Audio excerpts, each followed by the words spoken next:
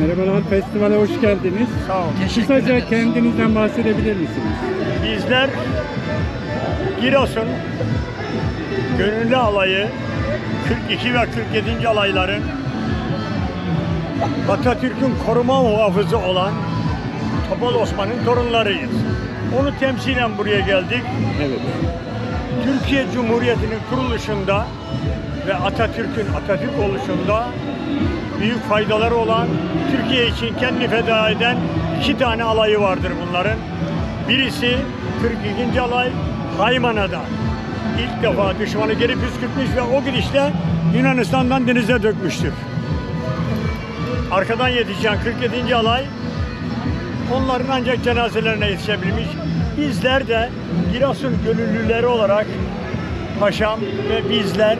Bir de isimlerinizi alabilir miyim? Benim adım Karazıpkalı Kemal Kepçeoğlu, emekli öğretmenim. İsmail Şahin, Kıbrıs Gazi. Teşekkür ederim. Hasan Üstün, mesleğim terzilik, Giresun'da yaşıyorum.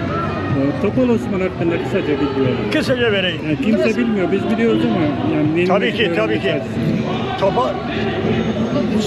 İşte orayı da alabilirsin aradan. Alırım orayı. Tamam. Teşekkür Topal Osman, Balkan Savaşı'na babasının parasını yatırmasına rağmen parayı geri ödeyerek hayır demiştir. Ben savaşa katılacağım, ben Türk'üm, Türk askeriyim demiştir.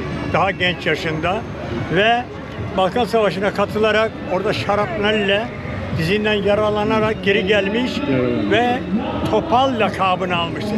Yani bizim Topal Osman'ımız doğuştan Topal değil, sonradan gazi olarak Topal olmuştur. Daha sonra Kurtuluş Savaşı'nın başlamasıyla rahmetli Mustafa Kemal Atatürk Samsun'a çıkınca Havza'ya gitmiş, onu karşılamış. Arkasından büyük bir mücadeleye girerek iki tane gönüllü sivil alay koymuştur. 42 ve 47. Bunlardan 42. alayımız Haymana'da hepsi şehit olarak bize bu vatanı bırakmışlardır. Arkasından yetişen Osman Ağa ve gönüllüleri 47. alay ise düşmanı püskürterek ta onları İzmir'e kadar kovalamış ve denize düşmüşlerdir. Teşekkür ederim. Festival hakkında ne diyorsunuz? Festival bizler 3 yıldır geliyoruz. Biliyorum. Tabii ki Allah razı olsun Türkmen arkadaşlarımızdan, göçerlerimizden ve de belediye başkanımızdan bizlere büyük ilgi gösterdiler. Bizleri burada çok iyi karşıladılar, misafir ettiler. Şimdi bile karşıladılar, birçok yeri şelaleyi gezdirdiler. Yani biz çok memnunuz. Her yıl devam etmesini, daha gelişerek devam etmesini gönlümüz arz eder. Çok teşekkür ederim. Biz teşekkür ederiz. Allah'a emanet olun. Evet, Osman ağamız o. Efendim, buyurun hoş geldiniz. Ben dernek başkanıyım. Kur'an Derneği Başkanıyım İbrahim İlyasoğlu. Nasılsınız? Çok teşekkür ediyorum efendim. Biz yani YouTube için tanıtılmasını çekiyoruz. Çok iyi bilgi verdi hem Topal Osman'la ilgili hem derneğinizle ilgili. Size ekstra bir Burada tuz ekimi yapıyoruz. Bakın bu bilgi aldınız mı? Yok anladık ki ekstra dernekle ilgili bir şey söylemek isterseniz buyurun. Söylerim efendim. Ben İbrahim İlyasoğlu, Giresun Kültür Sanat Turizm Derneği Başkanıyım. Giresun'un efsanelerini derledik.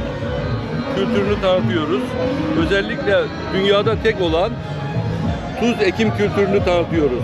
6000 yıl önce Orta Asya'dan gelen bir Türk kültürü.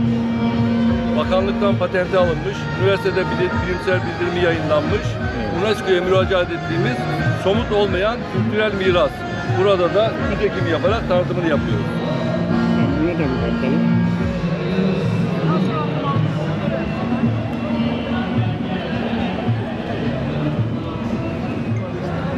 Başka bir şey söylemek ister misiniz?